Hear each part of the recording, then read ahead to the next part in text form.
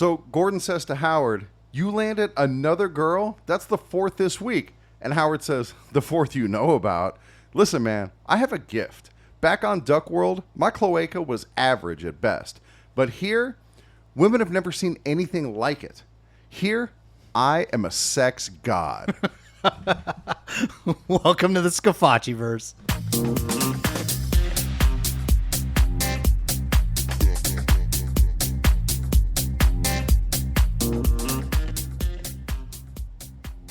Welcome back to the Scafacci-verse, everybody. Hell yeah. It's Anthony Scafacci and Alan Gigax, that's me. Yep, and we're here for another episode. And man, we've got an amazing episode coming up for you guys today. Yeah, we do. Yeah. We do. I'm especially excited about it. Yeah, I'm sure you are. Because I'm a lifelong Buffalo Bills fan. Yep, and we're going to have a real live Buffalo Bill It's true. on the show today. Yeah, and I am also now an Appalachian State fan. Yeah. Because, dude, you come onto my podcast, I'm your fan. That's it. Right? That's all there is to it. We set the bar pretty low. Yeah, my love is for sale. So is mine, so it's okay. Yeah, so, there you go. All right, so hey, but before we get to that, we got to do just a tip. Right, and so we have a sponsor. Yep. Today's sponsor is Pound Town Chicken. Nice. When your lady asks you to take her to Pound Town, you say yes. All right, what's our tip? You have the tip. That's right. I got the tip. Okay, today's tip's pretty simple, guys. What I need you to do is follow our guest, Darrynton Evans, on his streaming platform. Right, get over. He is doing a College Football 26 giveaway. He might be giving away 10 copies of this game. All you got to do is follow, subscribe, and enter to win. Get over to Darrynton Evans and check him out now. Hell yeah. All right, so now let's get on to the interview. All right. And we're here. We have Darrynton Evans, a running back and kick returner for the Buffalo Bills, number 21, but number 1 in our hearts, of course. Darrynton, welcome to the show. What's good, y'all? Appreciate y'all for having me. Oh, absolutely, man. Dude, this is really exciting for us, especially for me, because I am a lifelong Buffalo Bills fan. And I'm excited about the future of the team. I'm excited about seeing you out there returning kicks, toting that rock. And, dude, I could not be more pleased to have you as the first real NFL guest on our show. This is, like, perfect for us. Yeah, it's a big Look, day. that's dope. I didn't even know you're a Buffalo fan. That's lit. Yeah, dude. I go back to the Jim Kelly era. I started liking them because their helmets look so sharp. And so I'd see them whenever they're on TV and, like, man, this team looks sharp. And then they start winning all those games, and that's it, man. I was locked in and went through some hard years after that Super Bowl. Things got pretty thin for a little while there. Yes, they did. But, dude, you picked the right time to join the Buffalo Bills. So, No doubt, that's great. No doubt. Yep, so let me give our listeners a little bit of background on you. So, obviously, right now you play for the Buffalo Bills. You're out of Florida. You went to New Smyrna Beach High School down in Florida. And then in college, man, that's where things blew up for you. Appalachian State, where you were a legit star. So you went your freshman year, you had a 22-yard kick return average. Your sophomore year, a 33-yard kick return average. But then that year, you were the MVP of the Sun Belt Championship. The Mountaineers were nationally ranked. As a junior, you went on to be the Sun Belt Offensive Player of the Year for the entire conference. You guys beat the Tar Heels that year. And then after an incredible season with over 2,000 all-purpose yards, you decide to leave for the NFL, where you get drafted in the 3rd round by the Tennessee Titans. Yeah, that's pretty legit. That man. is legit, dude. That is the real deal. You are a real NFL player. This is so amazing. And that's dope. I ain't gonna lie, honestly, I forget the stats half the time. Yeah, it must be that cool to just forget stuff like that. Yeah. Oh, he was also Sun Belt Championship MVP that year and the New Orleans Bowl MVP. Do you remember who you beat in the New Orleans Bowl? Oh, yeah, we played UAB that year. The Blazers. Yeah. Nice. That's pretty we solid. played UAB. So I got a quick question for you, because this was the first thing that popped into my head when I realized, like, you're going to come on the show, is back when you were in high school. At what point, or maybe even before that, did you realize everyone else was moving in slow motion? Honestly, I would say probably before high school, because, like, growing up, I've always played with people that were older than me. Like, you know, my older brother, he's 7 years older than me, so it's like a very large age gap, right? Sure. But, like, you know, just growing up in our neighborhood, man, I was always playing with people who were 5, 6 years older than me, to where I was getting pushed around, tossed around, but I had to keep up speed with them. So, you know, eventually when I started playing with people my age, it wasn't really that challenging at that point. So Yeah, it's so like I would say playing pretty early, elementary, middle school, and then obviously once I got to high school, it was still an adjustment playing people 3-4 years older than me. But so you played, you started as a freshman. That was my next question. Did you start as a freshman, like on high a varsity school, team? nah. No, Nah, oh, not okay. high school. I was on the varsity team, but I was backing up. But I played JV and varsity, but I wasn't starting until my sophomore year. Okay. Okay, dude, but that's still obviously you got noticed, and we know that Appalachian State recruited you. That's where you wound up going. Were there other schools that you had considered before you landed on Appalachian? Yeah, honestly, me going to App State was kind of tricky. Everybody sees me as a running back in the NFL now. But originally, I was playing defensive back. In high school, I played both ways, offense and defense. And then, my head coach my last year, he didn't want us going both ways. So I had a lot of bigger teams talking to me for defense. And then, when I didn't have any mid-season highlight tape film on defense, all of those bigger teams went away. So crazy enough, App State offered me for defense first. I had, I think, around 22 offers, but they're all smaller schools. Sun Belt, MAC Conference, teams like that that offered me. And then, a couple of them said, hey, I know we offered you for defense. Look, we still honor that for offense. So when I signed to Appalachian State, I signed as an athlete. I didn't sign as a running back. I signed as an athlete to where I showed up on campus first day not knowing if I was going to play DB or if I was going to play on offense. Then I showed up. I played receiver my first year. Then we had some guys go down. Then I went back to running back. And then, once the running backs got back right, I went back to receiver. And then once, things settled down again, I went back to running back. So, like, all of my bowl games from college have a different position on them. That's running wild. back and receiver. Were you returning kicks the whole time? Yeah. I was returning kicks the whole time. Just like in EA Sports college football, the athletes are like the broken position. Yeah, it's totally broken. They do everything. And then Yeah. on top of that, speed is the most important attribute, that agility, and this is the real life example of it. That's Darrynton Evans. Yeah. So you didn't get to be in college football, the game, because they were on that hiatus. But if you were, Right. what do you think your speed rating would have been? I think my speed would have been probably like a 98. Yeah, there you go. Nah, honestly. Yeah. Like a 98. Honestly, probably I'll give myself a 97 because I know, like, when I came out for the draft at the combine, I had the second fastest 40 time behind Jonathan Taylor at the combine. So it was me and him neck and neck for the number one at the combine. So I know with his name, him being Jonathan Taylor, they'll probably give him like a 98, 99. So you just got to drop me one below him. Right. So. All right. So you go to the Titans, and they've got Derrick Henry there. How long before you challenge into a foot race? Oh, no. I used to talk about Derrick running all the time. Like, look, in practice, we literally used to talk about our GPS times during practice, So that was something that was talked about every day and every week leading up to games with Derrick. That's awesome. I want to talk to you more about your NFL experience and college, but we do have a purpose for having you on here, and that's to talk about your streaming. So tell our listeners about your streaming, what they can expect to see, where they can find it, things like that. Yeah, you can find me pretty much anywhere. TikTok, I've been live streaming on that, going crazy. We have over 200 people in there every stream, concurrent. Twitch, I kind of been on Twitch for about 6 years, on and off with moving. I played for, I believe, 6 NFL teams now, so I've been moving in season to where it's kind of hard to stay consistent with it. But we've been building on that to try and get back to where we were. We used to have over 200 people watching that as well, but I would say more so Twitch and TikTok right now. I've been on Facebook as well, trying to grow on there. So that's pretty much where you can find me. But yeah, I started off streaming essentially in college. One of my cousins, he's a pro MCS player. Okay. He actually just won his first belt this year in the Madden Championship Series, Clef the God. Him and his brother, again, both of them are my god brothers, both of them are my cousins. We literally at our grandma's house every summer together, would come to my house, every different things like that. Like, they talked me into streaming. So going into my last year of college, I started streaming, playing the game a little bit more. I've already was good at it. So it's like, yo, you might as well just do it because you're entertaining. People would like to watch it. You can compete with people, so you might as well do it. I ended up going to, like you said, the Tennessee Titans, and it was COVID.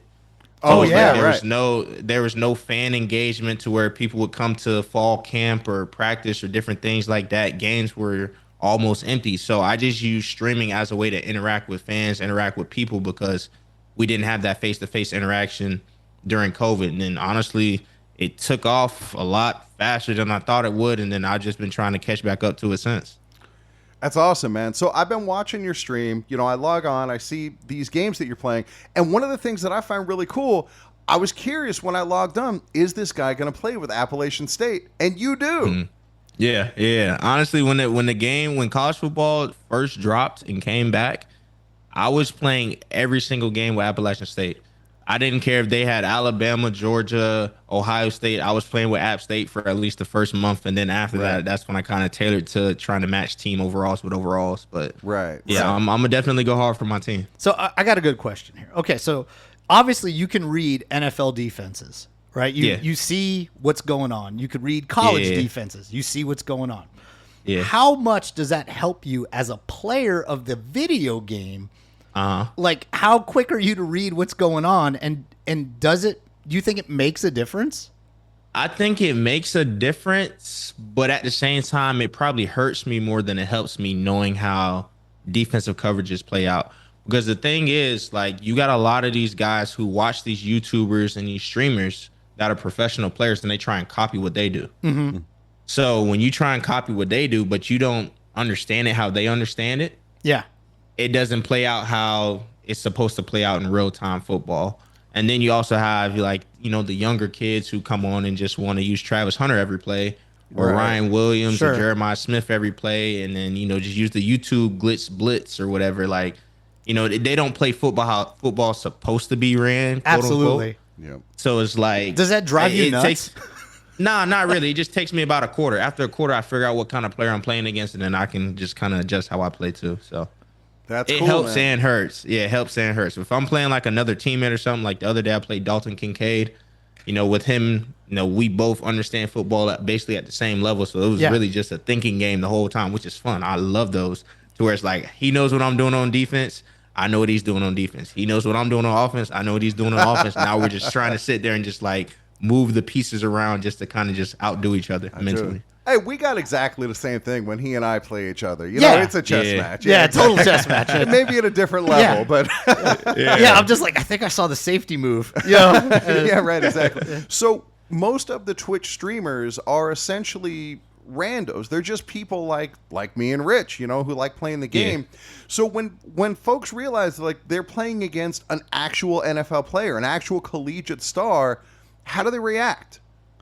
Honestly, it's pretty good because again, like even before I've got to the NFL, a lot of people knew who I was just based off of my cousin, because I'm tapped in with a lot of the Madden pro players and a lot of the college football pro players, and then I guess you could say even like the YouTubers like RBT, you know, Bordeaux, he's a really big you know what I'm saying, YouTuber for college football, you know, different guys like that. I've been tapped in with them for a while, to where it's like I'm watching their content, they're constantly seeing my name. You know, when they go live streaming and different things like that, I'm in everybody's chat supporting everybody else that is streaming, not just wanting people to come to mine. So it's like, that's the way to do it. I'll take the time and, you know what I'm saying, go chill out in, you know, Dreeny's chat for a little bit, talk with him and his guys for about an hour, go over here, and now I'm in this guy's chat for about an hour. You know what I'm saying? Just getting to know people. So then eventually when I go live, a lot of people don't even know I'm in the NFL.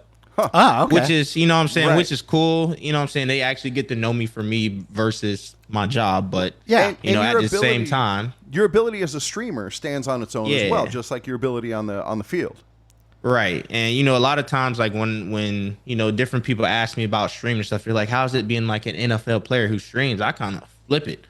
I feel like I'm a content creator or streamer who's just good enough to be in the NFL, because, you know, I actually understand the time and the effort that's put into podcasts, put into streaming, put into making long form and short form content. Sure. So, you know what I'm saying, I appreciate the time and effort put into that. So I'd rather not disrespect that by saying I'm an NFL player that's just doing this and trying to make it look easy. Nah, it's tough. So I kind of flip it. I'm just a content creator who's good enough to be in the NFL. Yeah, the grind to be a content creator and move up that ladder is no joke. I mean, it is a 24/7 haul up a mountain just to get somebody to like click that link. Yeah, click that link and then hang out for 5 minutes.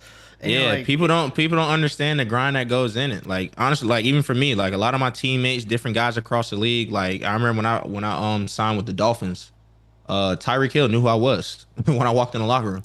Yeah. Just based on, he's like, oh yeah, you're the one that be gaming. So we ended up that's playing, awesome. we ended up playing Madden and stuff. you whoop Same him? thing when Julio Jones ended up signing with us in Tennessee. Julio Jones knew who I was. I'm like, yo, like, how do you know who I am? But he's like, yeah, you're the one that be gaming. And then after that, we would game almost every other day after work. That's so cool. it's kind of dope, you know That's what I'm like- saying, to have those kind of experiences come along. See, I would feel like you guys are kind of almost in like a closed circle because of who you are in the world. You know what I mean? Yeah. Like your profile. Like, you don't want somebody like me get one over on you in a game if I'm not cool about it. You know what I'm saying? Like, I'm going to go around tell all my friends, oh, guess what? I just beat Julio Jones or, you know, whatever. I just beat Tyreek Hill. Like, you know, I mean, people say crazy enough stuff. That's like the last thing you need is getting taunted by some idiot in like Iowa who just happened. Yeah, by some 14-year-old.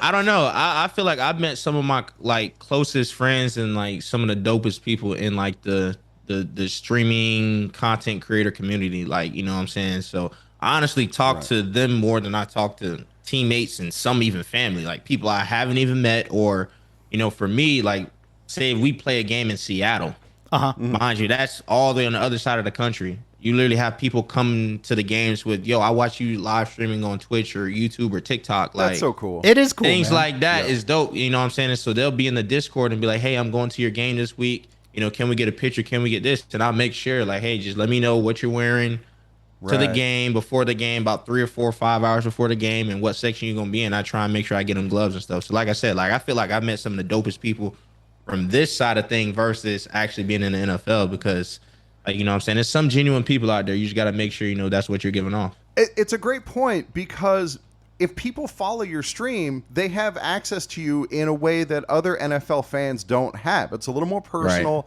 They get to see what you're doing in your leisure time. And not only are you giving away gloves at games, but you're also giving away copies of EA College Football. Definitely. And I feel like that goes a long way, you know what I'm saying? Because I like to give back to those who invest in me, you know, give it back at the same way. Like I'm investing in them. Like you took your time out to come to this game. You took your time out of your day to watch this stream. All right, let's give this back to you. Here's a thank you. Yeah, that's the way to do it. It's like you build that personal connection with people through gaming, which is awesome because that's like how a lot of our fans that listen to the show and stuff like that, you know, they know me from the Facebook page or whatever, and they kind of follow me whatever I'm doing. Sometimes when I stream, which is, you know, sometimes I'll have 2 maybe 3 people watching, which is kind of good, you know, like but that's how it starts. That's where it's you like, start. Yeah, it starts. You got to start somewhere. Yeah, you know, and they can watch me send football back to the 1960s, and which is good, you know. Like, yeah, we're gonna run you know, 2 tight end sets here all day. So, Right. Hey, let me ask you about that, Darrynton. Is it possible to succeed at a high level on EA College Football running the football, like doing an old Nebraska style offense? Yeah. Because honestly, what a lot of people don't understand, and you really learn this through dynasties. So like when I play college football, I play more so dynasties than I do anything else because I like the team building aspect, not necessarily the head-to-head aspect. So absolutely. Like when the game first drop, I'll play head-to-heads, but after a month, I'm strictly dynasties and then occasionally ultimate team. But you got to understand with dynasties, everybody wants to get on dynasties and play them like they're head-to-head to where you're just everybody thinks they're Josh Allen, Patrick Mahomes, and can throw the ball down the field and get 500 yards a game. Yep. And then what do? They turn the ball over. Yeah, tons of times. Interceptions are terrible in this game. Yeah. You know what I mean? So you turn the ball over, you end up, that's a recipe for losing. So in dynasties, you're kind of forced to figure out how do I balance wanting to throw the ball, but at the same time, take care of the ball. The only way to do that is establish the run. Yep. There you go. Man after my own heart, man. That's right. Yeah, we definitely agree with that. Yeah. All right. So in the NFL, does pretty much everybody play Madden or now play college football? Nope. No. Okay. Nope. A lot of guys, they like some guys, they'll have a little bit of pride. Like they don't say, like for me, I know my overall in Madden is probably like a 69 or 70. Me, I don't care. 69. That's nice. Yeah. A lot of guys that take something like that and take offense. Like me, I don't care. Like I talk to, you know, different people at EA throughout the season, throughout the year. Hey, like jokingly, like if I score a touchdown, like every time I score a touchdown or make a really big run, I just send it to them. I would too. You know what I'm saying? I'd be a little I'll send petty. it to him. You know what I'm saying? Send a DM or tag me like, hey, just trying to get my Madden rating up. That's like, right. something Yeah. like that. Yeah, But come like on. other guys are like honestly like really take true offense and be like, I'm not playing that game. Like, no, that game sucks. I'm not playing. I'm like, bro, like you gotta understand, bro. This is something that again they've spent their time trying to get right for us. Like it may not be perfect, but at the end of the day, it's still something that we all can enjoy. And you know what I'm saying? Just take the time to say thank you just by playing it. Right. That's cool. So speaking of scoring those touchdowns, getting that big play, you scored your first touchdown. I believe it was a receiving touchdown against the Lions. Yeah. What did you do with the ball? Oh, it's still here. That's I think so cool. Yeah. I think it's in the next room. Nice. Dude, that's awesome. And then you got a rushing touchdown against the Chargers. What do you have that ball too? Look, that's here Dude, too. that's so cool, man. So hey, I got a question. Yeah. So you know the NFL that changed the kickoff rules. Now they got that. Right. How do you feel about that? As a returner? Yeah, I love it. You like it? I Okay, love it. why do you 'Cause like more it? returns, right? So you got to think. In college, I got the kick return record at Appalachian State. I had another guy tie it after I left. He's actually one of my teammates now, still to this day, Nice. Jalen Virgil.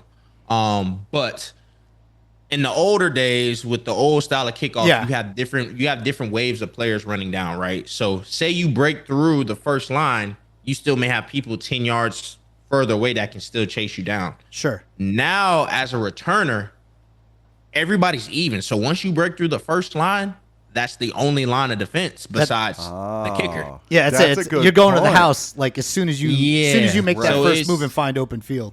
Yeah, so it makes it a little bit harder on the kicking team of, all right, you got to have gap integrity, stand in your lanes to where you're not just giving up a big gap. Because if you got the two guys in the middle and the ball kicked right down the middle and one goes right and one goes left, you got a big vacant gap in the middle. And if everybody's trying to stay to their side, then he's hitting his head on the goalpost.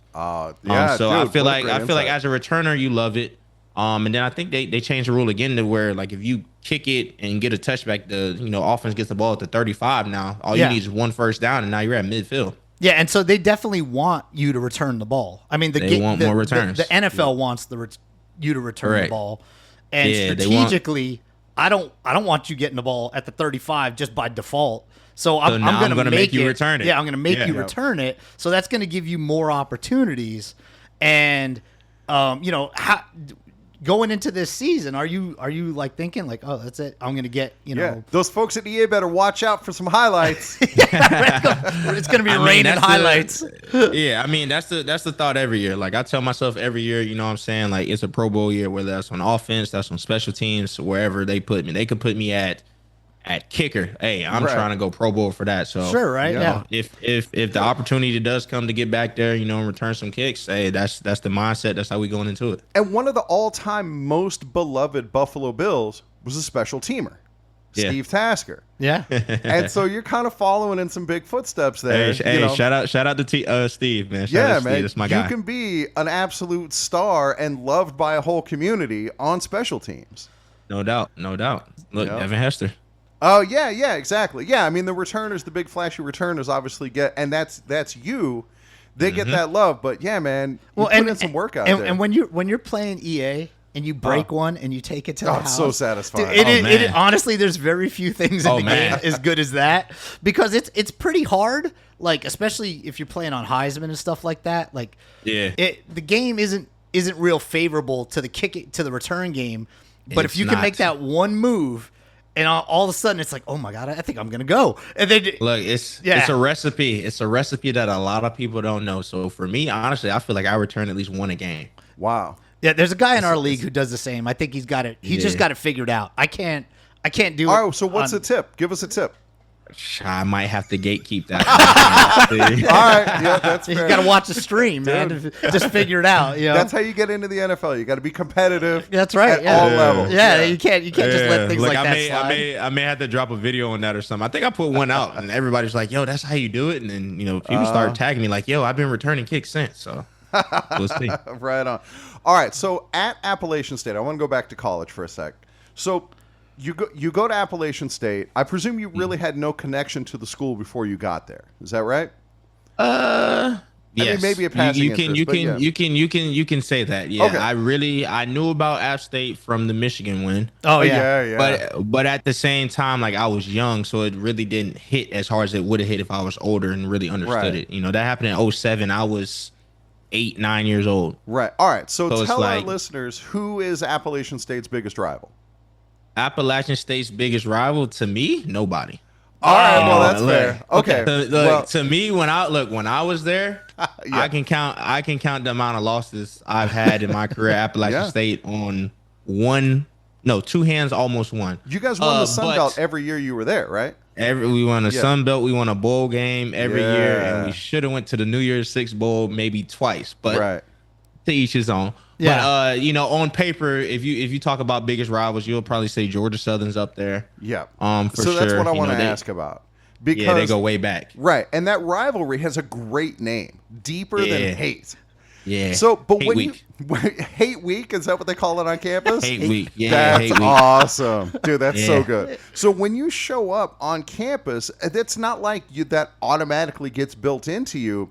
So how does that develop as a player? How do you develop that hate? Is it like the first time you visit Georgia Southern and somebody in the fans throws like a bottle of piss at you and you're like, oh, these assholes, that's on now. Like, how does that Honestly, build? it's through experience. Like you said, like you learn going into the week, like especially like you said, if it's a road game, you learn during the week what to expect on the road. When you get off that bus, be on your P's and Q's. You may have people spitting at you here. You may have people throwing stuff God. at you here. I've heard of parents getting spat on, in the crowds, different things thrown, like, crazy things happening. That is crazy. But at the same time, it's just like you got to handle that on the field. At the end of the day, we're all grown ups. We're all men. Everybody's fans. Everybody's passionate about their team. So you respect them at the end of the day. Like everybody respects everybody. Right. But at the end of the day, the biggest thing is winning this game. I don't care if we go we're 0-11. Yeah. Right. Look, if we're 0-11 and they're the last game on the schedule, we better win that game. Right. So I didn't look this up. Every year that you played them, did you guys win? No, we did not. Oh, No, we did not. Look, Oh. we split. Because back then it was a little different though with Georgia Southern back then. Back then they ran a triple option. Okay. So they were one of them teams like Georgia Tech or Navy, Army that, they're running the ball every single play and they may throw 3 passes, but it all looks the same in the wing tee. So, hey, good luck. Dude. If one person gets out of a gap, they're hitting it. Yeah, playing those So, games in EA, it's so difficult to tell like where the ball's going. Yeah, it's tough. So, we split with them every year I was there, went back and forth. It was a good rivalry. And then we had a lot of people from our staff ended up getting hired as the head people at Georgia Southern. So again, they knew all of our signals. Oh, man. Shenanigans. So that came with it too. They're trying to copy the culture, but it ain't work. Right. So in the NFL, teams have these historic rivals, but it's not like it is in college. Like for me as a Bills fan, I hate the Dolphins. They're the enemy, but I don't hate them in the same way. Like we're in Las Vegas, and so we hate Nevada, the Wolfpack. Right. And it's a totally different level. Like after, this year when you go to play the Dolphins, you're going to be out there shaking hands, trading jerseys with people, giving people hugs. And, yeah, exactly, right. He's pointing to jerseys that he's got hanging behind him. So, how does that differ? Like at Georgia Southern, is there any of that kind of fraternizing after the game? I mean, yeah, it's you're gonna talk to each other after the game, during the game, before the game. But I think from like a fan base standpoint, NFL, it's probably only a select few of rivalries in the NFL that are actually like that not heated, even to that extent, but close to it. Like when I was in Chicago, them in Green Bay, oh my goodness, they do not get along. Right. They do not get along at all. I don't care what it is. It could be talking about, it may be Bears fans that don't even eat cheese because they hate the Packers that much. Like, that's how crazy it is. That's legit. Yeah, so that's this year, being on the Bills, the last couple of years, Kansas City has been that stop sign on the way to the Super Bowl, and so now, are they on? I think I know they're scheduled this year. They are Absolutely. scheduled this year to play. Yeah. Do you just circle that game like right now? Like that is that the mentality in the locker room or what? No, not at all. Not at all. You got to think. It's the NFL is a week to week league. It's a long season. each game has its own, you know what I'm saying, story for itself. So you can't circle a game in week 10 when we haven't even had our first training camp practice. Sure, yet. right. Yeah. Right. Yeah. You know what I mean? And then obviously everybody's going to bring up Kansas City, but the way I look at it is, how many times did Buffalo and Kansas City play last year? I think just two. One, right? I might have been twice. Yeah, I think they just played once in the yeah. regular season and then once in the playoffs. They played twice. Yep. They split games. So it's not like they're unbeatable. No. Oh, absolutely. You know what I'm saying? Like when you even in past seasons, it's like Buffalo's beat Kansas City's beat Buffalo. Yeah. So it's like, a lot of people, they look at it, obviously the playoff type stuff, like right before the Super Bowl and whatever. Like obviously it's a bigger eyes on the game, but at the end of the day, it's still football. Sure. You know what I'm saying? Well, teams have still been beaten and different things like that. So it was just another game. And the playoffs don't matter if you don't make the playoffs first. So you got to win, you got to win 10, 11, 12 games just to put yourself in that position. And then you start thinking, okay, let's think about our seeding. How many games are we going to need to win to make sure that we get every playoff game at home? And now you're talking about it might take 15. Like you might have to win 15 games at the NFL level Right, to win your division. Yeah, to win your division and lock up home field and all these things that might make your path just that much easier.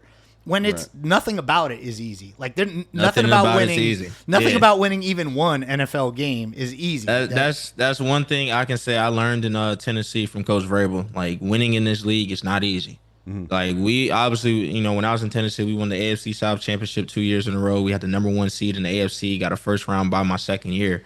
And then we played Cincinnati Bengals, who were the 7th seed, and they came out and they beat us. They beat everybody else and went on to the Super Bowl. Yeah. So again, it's like what people got to understand is, again, like winning in this league is not easy. It's any given Sunday, and then for college football, any given Saturday. Like it's real, because you got to think everybody's professionals at this level.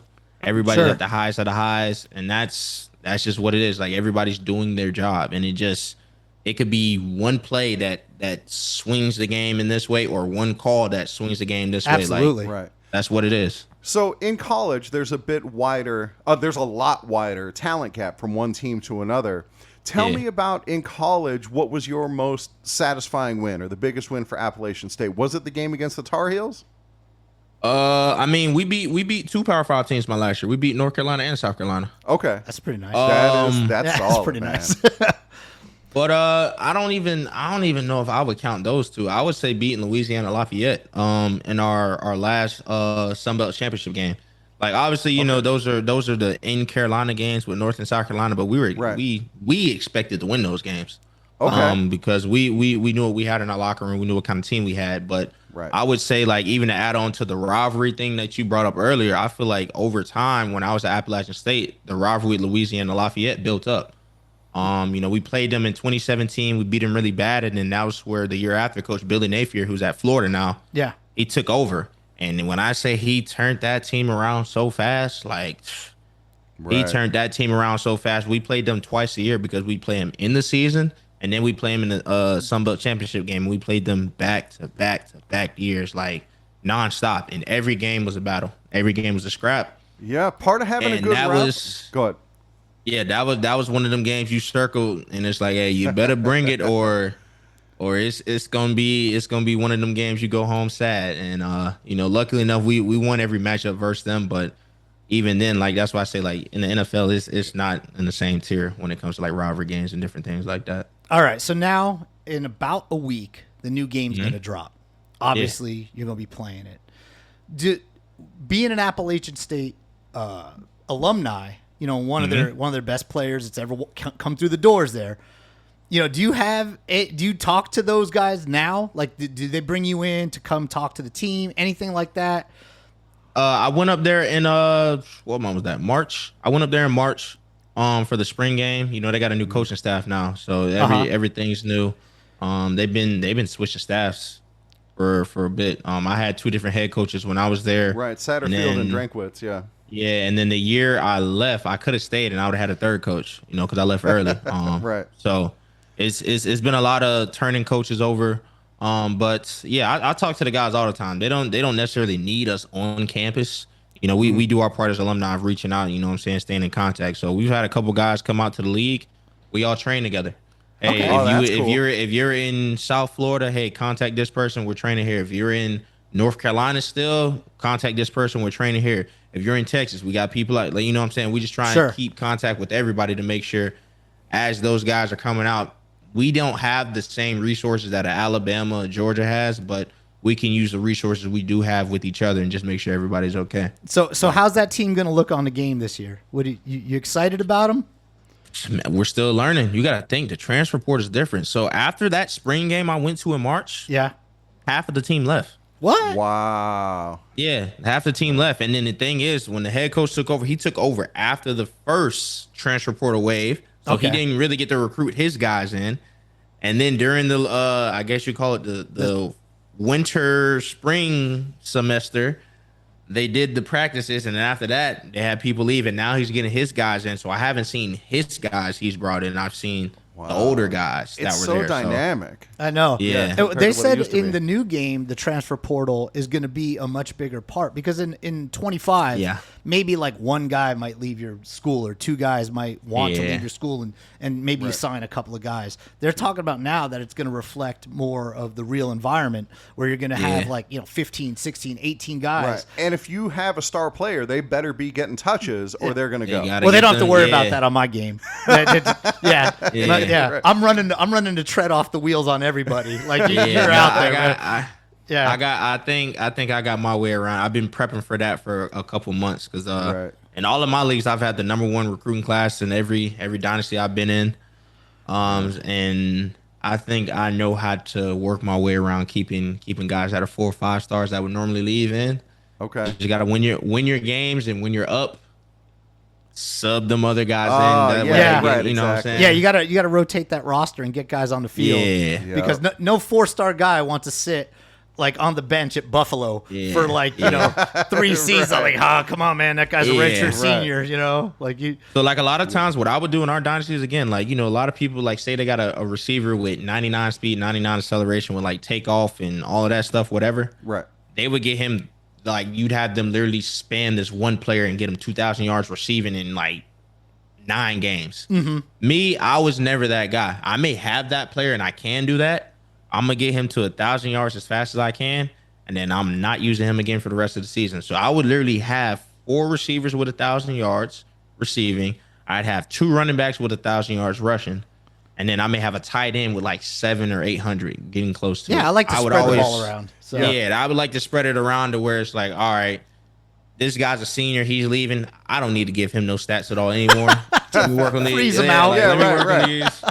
Let me work on these sophomores and juniors and make sure they're okay. Let me redshirt Yeah. the freshmen. They'll understand. They'll come back next year. And Right. now we got a well-oiled machine going. He's trying to get drafted, and Coach Evans is here pulling him out week 4, sitting him on the bench. He's like, but Coach, Coach. That's just what it is. Yeah. That's what it is. Look, his grades wasn't good that week.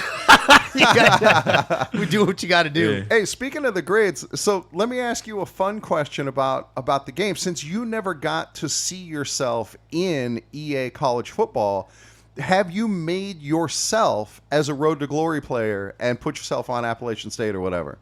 Nah, I haven't. I ain't even. I thought about it, but I didn't think about it because I was playing Revamp the whole time. Oh, yeah, yeah. that's true. Yeah, we all were. I was playing Yeah. Revamp the whole time. It wasn't out, so Right. You So know, you I got had to my fun. scratch Yeah, that I had my itch. fun doing that there, and then I did a franchise of myself in Madden my rookie year, and what I would do is like every week we play a game. Like week 1, I released a YouTube video of us playing that team week 1. Nice. Just kind of kept it going as the Nice. season Yeah. was Yeah, going. that's but cool.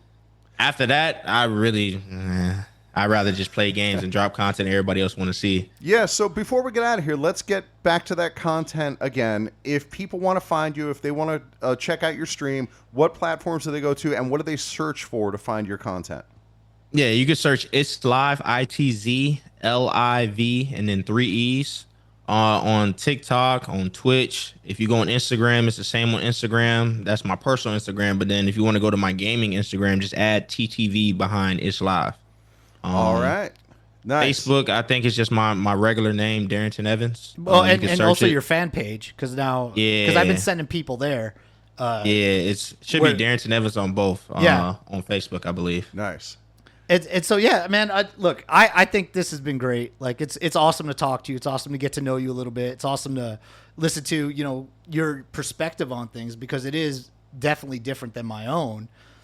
Having that kind of like life experience of playing at a big college, at playing on a pro level, and then also then taking it home and playing a video game to like relax or whatever you want to do. Yeah. And having that kind of like split life of sorts to do that, it's really cool, man. Because I go to work, Alan goes to work, and then I come home and my wife's like, "You're not going to play that game."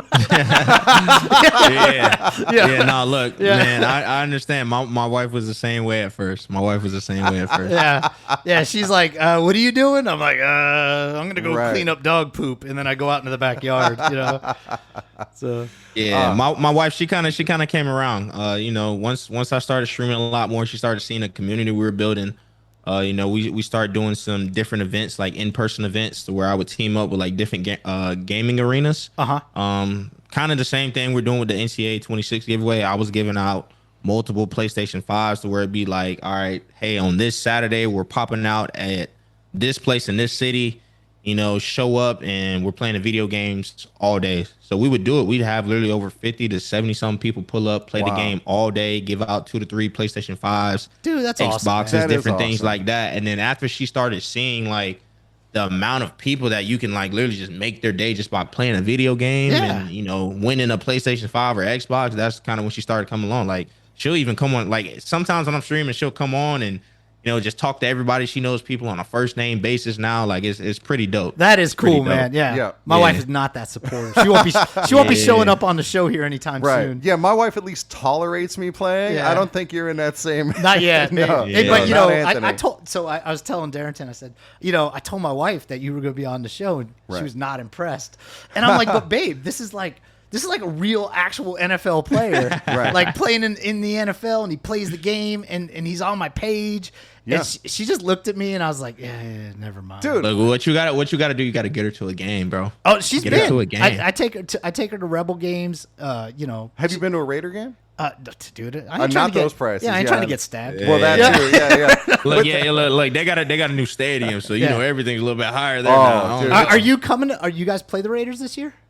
No, I'm not sure. One of my best friends I grew up with, Raheem Mostert, just signed with the Raiders. So have you been out? I would hope so. Have you been out to Allegiant Stadium yet at all? Nope. Every time I played the Raiders, even before they moved, was always a home game for me. So I've never been to either Oakland or Vegas. The stadium is really nice. It is a nice. It is really nice. I heard. Yeah, it's real nice. All right, man. Well, I look, man. I want to say thank you again for coming on the show. No problem. Anytime. Yeah, you're welcome back anytime you want. If you got something you want to promote, you want to come on the show, we'll have you for sure. Yep. I want to say thanks, and we're going to let you get on out of here, get back to your day. And, I thought it was awesome, man. Thank you so much. Look, let's go Buffalo. Look, anytime y'all want to have me back, just let me know, man. We could set this up. Or if y'all want to play a game of college football, let me know, too. Look, I played.